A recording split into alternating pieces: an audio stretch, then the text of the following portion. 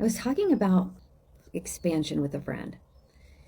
And a lot of times we're like, gosh, I wish my life was different.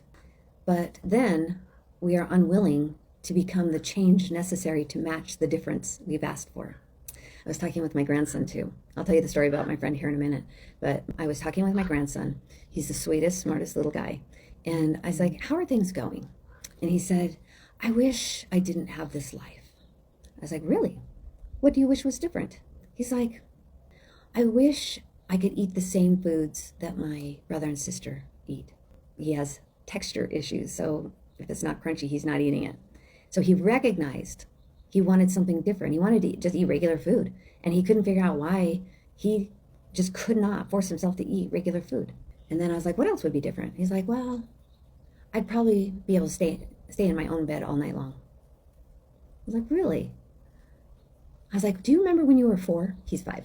Do you remember when you were 4? And he was like, yeah, that was a long time ago. I was like, yeah, it was. I was like, do you remember when you were 4, you wouldn't eat bacon? He's like, right. But now you eat bacon because you're 5. It's like, just imagine the new food that you'll introduce to yourself when you're 6. And he was like, yeah. He's like, yeah, it's going to be okay. And he got on his little bike and whoop, there he went. I think when we ask for something to be different as adults, we're not quite as pliable with our thinking as little kids are. You know, I was like, man, when you're 7, when you're 8, you're like, who you're going to be then? It's going to be amazing. You're just going to let yourself experience life that whole time, just like you have all along since you were a baby. He's like, yeah, since I was a baby. Are we letting ourselves do that? Like, there's a natural progression to our lives. And when we are naturally progressing in a way that is expanding us, but we're not worried about the expansion. We're not worried about achieving the thing that we need to be different yesterday. We're just living. Then it's not hard. It's easy. And we become acclimated to a new norm as we turn 5 and 6 and 7 and 8. And we just notice that we're able to do more than we were before. We notice that our new normal is comfortable in whatever it is that we're learning how to do. You know, 1 + 1 = 2 was hard at first. We're like trying to put it all together. And next thing you know, they're adding in the alphabet in algebra, which is pretty much where I quit math. Oh, it's okay. I was not comfortable with that. But when we say, you know, we want love, or we want peace, or we want money, or we want just the higher expansion of what we're here to do. We want to write a book, or we want to, you know, apply for the next raise, or whatever it is, or we want to be the best parent ever. You know, these hopes, wishes, and desires in us are for us. Like, if you were meant to be a plumber, you're like, ooh, show me how all those pipes fit together. But if you were meant to be, a pilot, you're probably never going to seek out how plumbing works. So just know that your hopes, wishes, and desires are in you. They're in you because it's for you. But if we resist becoming a match to the thing we want the most, because we sense an absence of it, right? If we want love, we sense an absence of it. If we want money, we sense an absence of it. Or we want to own the block, it's because we only own a house, and we just sense that there's more for us waiting, right? So how do you become the match? How do you change who you are here so that the new normal feels better? Let me tell you what we normally do. So a friend of mine, she wanted just to be a normal person. She came from a life of being unnurtured, undervalued, and feeling abandoned and isolated.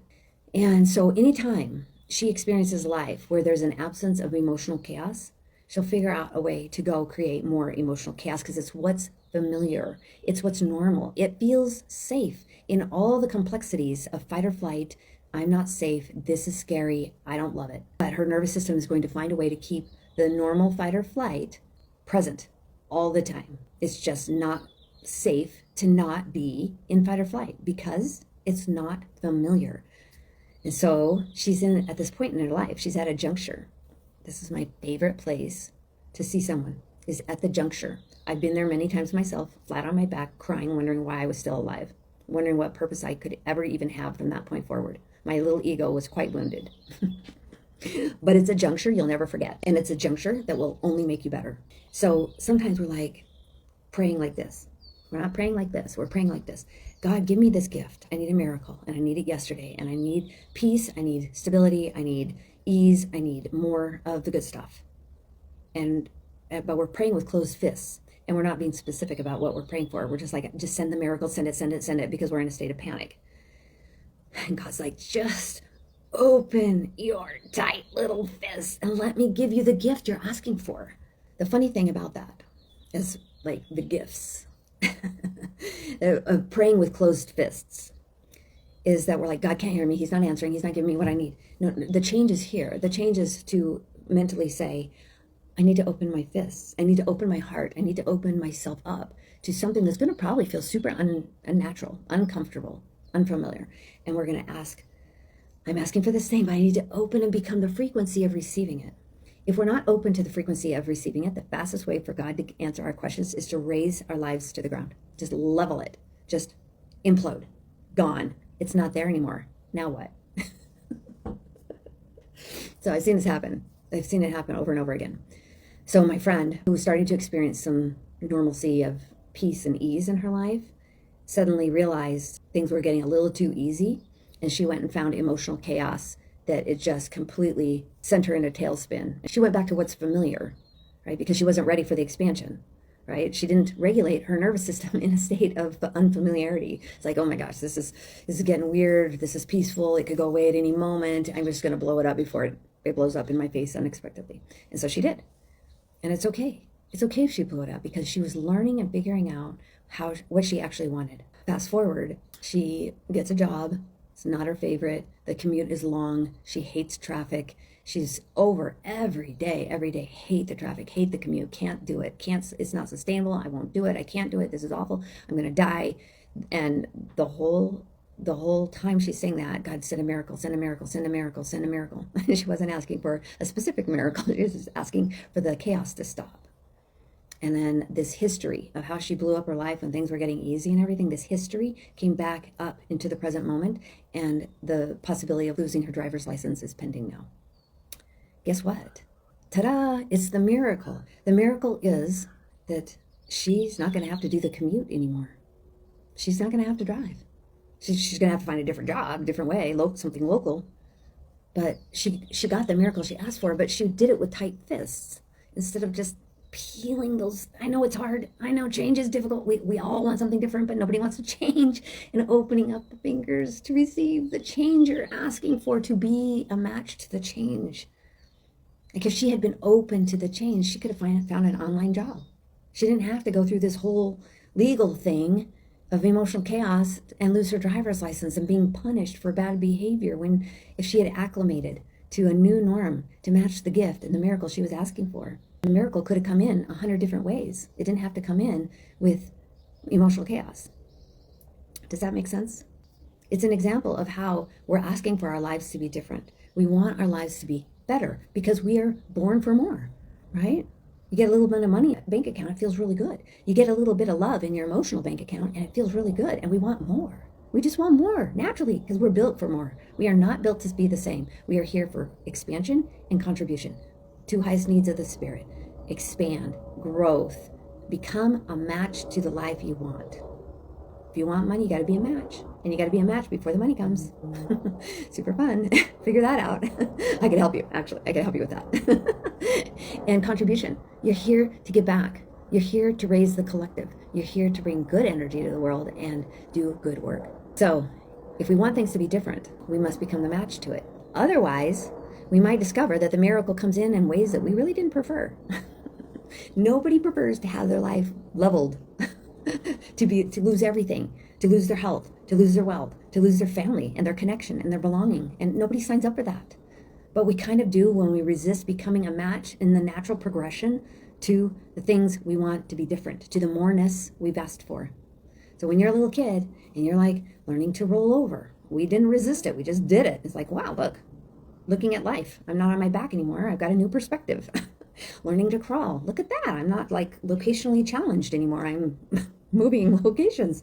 We learned to walk. We're like, wow, we learned how to collapse time. Walking is so much faster than crawling. Like, we learned this natural progression to our lives. And then we just somehow forgot how to naturally allow ourselves to become a match through curiosity and creativity to the moreness that we want.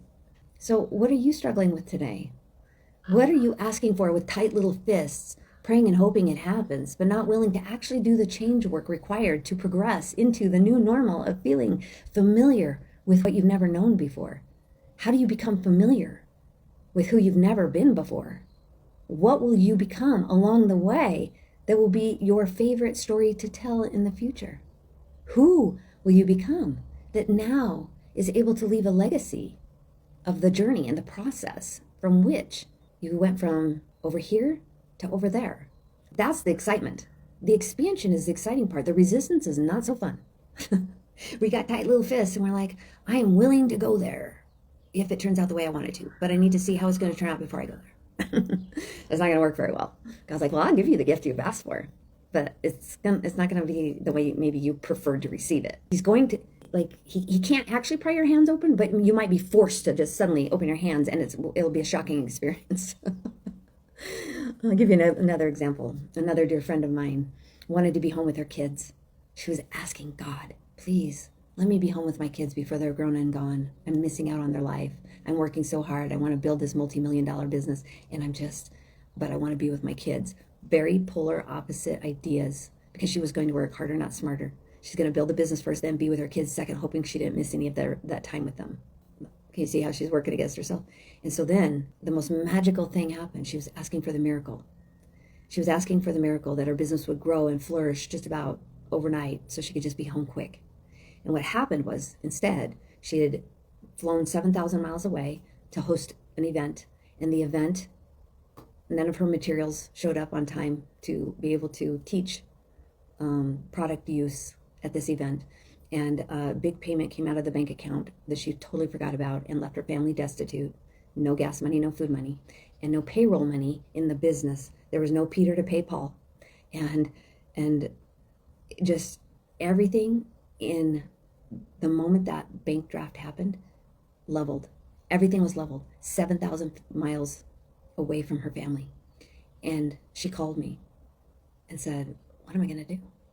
And I said, this is the best thing that's ever happened to you. And she's like, please, don't make fun of me right now. I'm feeling fragile. And I said, I am not making fun of you. I am just pointing out the obvious. This is the best thing that ever happened to you, because what were you asking for? What was the greatest hope and wish of your heart? She's like, I don't know. Tell me. You were asking to be with your kids. That is the most important thing to you in the world. And guess what? In 3 days from now, after this event, and you just figure out how you're going to get through this event with those people that signed up for your event. In 3 days, guess where you'll be? She said, I guess I'll be back with my family. Yes. And you're going to let your team go. And you're going to start over, because the business you're in isn't really the one that your heart wants to be in. And you're going to get to start over from the ground up and from your house. And this happened right before COVID-19. She would have lost it all anyway. But God's like, well, you weren't terribly specific about how you wanted to end up with your kids. So she was not all that willing to open her hands. But the money went away. The job went away. And all that was left was being with her kids. And it was the fastest way for God to give her the gift she was asking for. Isn't that awesome? I think it's awesome. It's such a powerful story. Such a powerful story, because this person now has created her business from a standpoint of creativity and art, which is what she really wanted to do anyway. Like, she's doing it. She's doing it. I'm just like, watching her flourish is my favorite thing.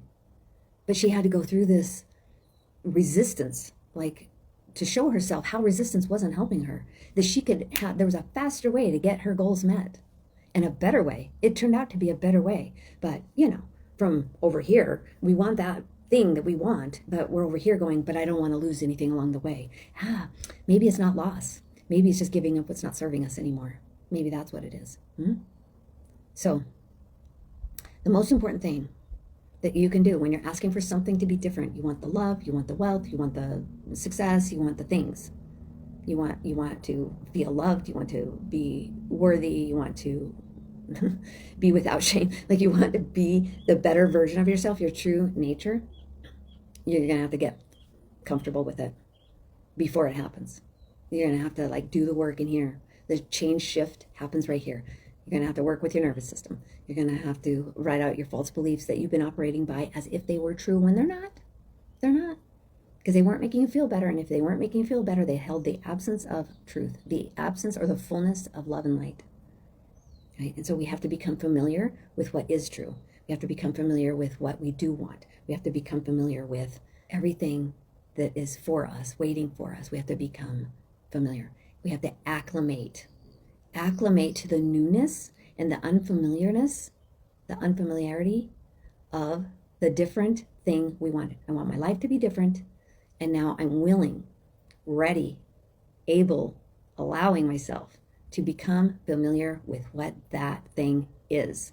So you've never been somebody tomorrow. Like tomorrow's not here yet. Who are you tomorrow? We don't know. Who are you today? You're just 100% a product of everything you've ever lived in the past.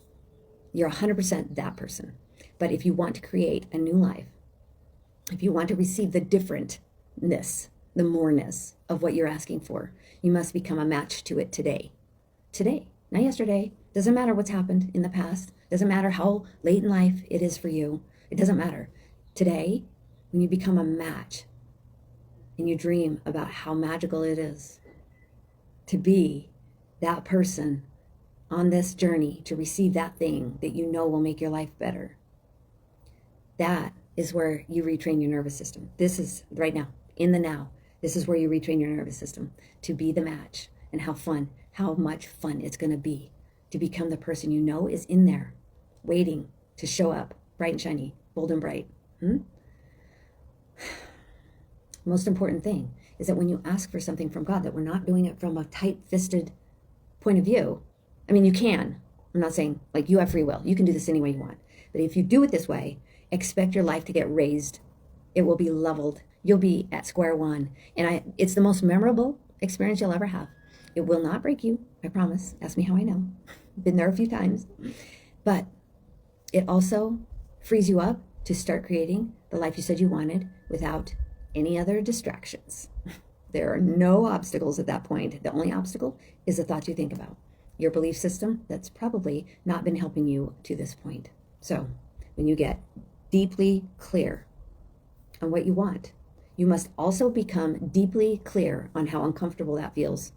And you must become deeply willing to get uncomfortable and be okay being incompetent with the newness of your life until you become competent, until you become familiar, until you become acclimated to the new normal. And let that become familiar, and you'll never go back.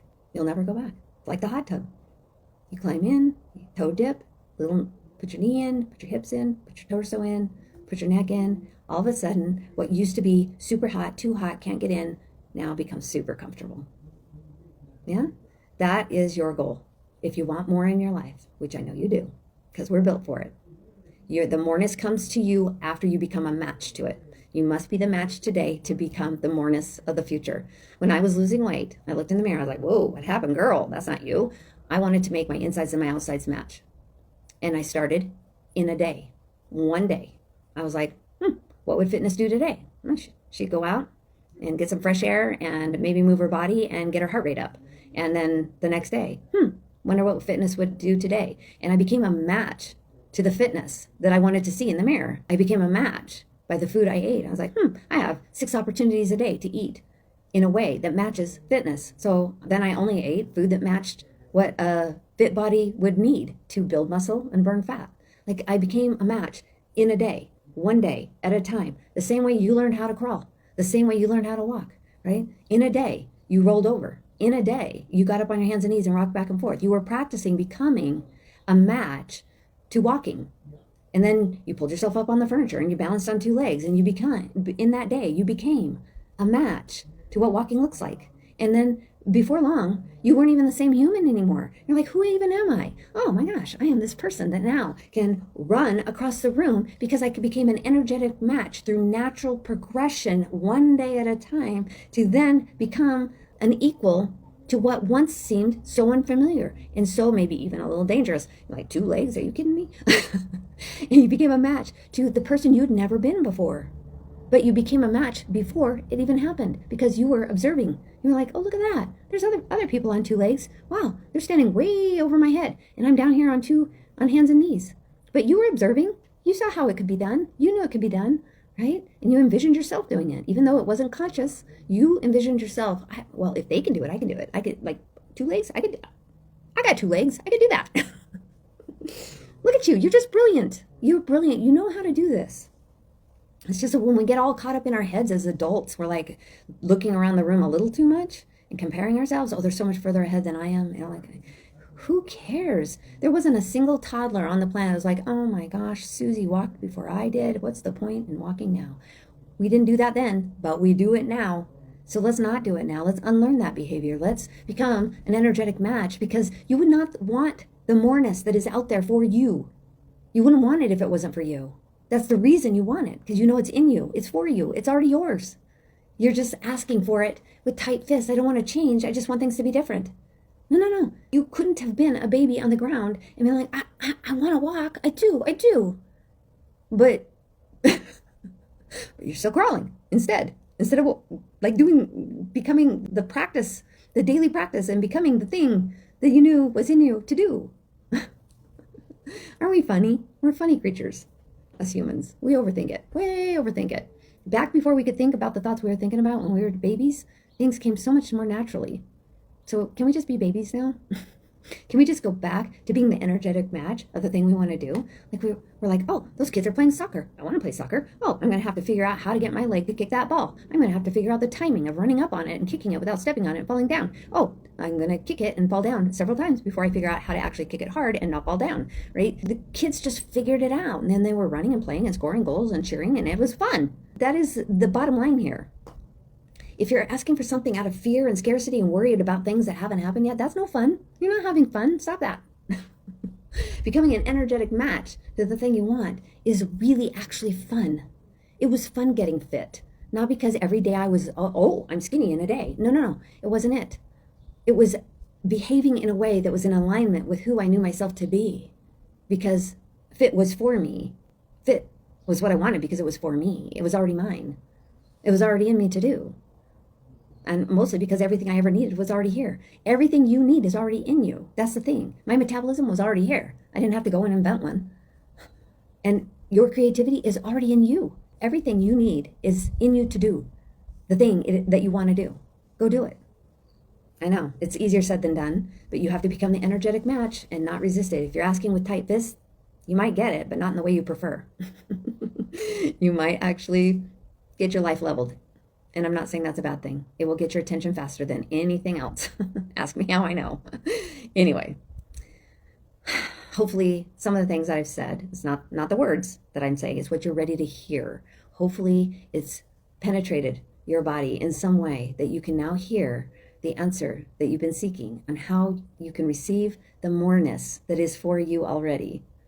Go for it. You got nothing to lose. You have one life to live. This is your one opportunity. I know we're always like, well, tomorrow, I have tomorrow. No, today. It's the match you become today that brings it to you. So have fun with it. Let me know how it goes.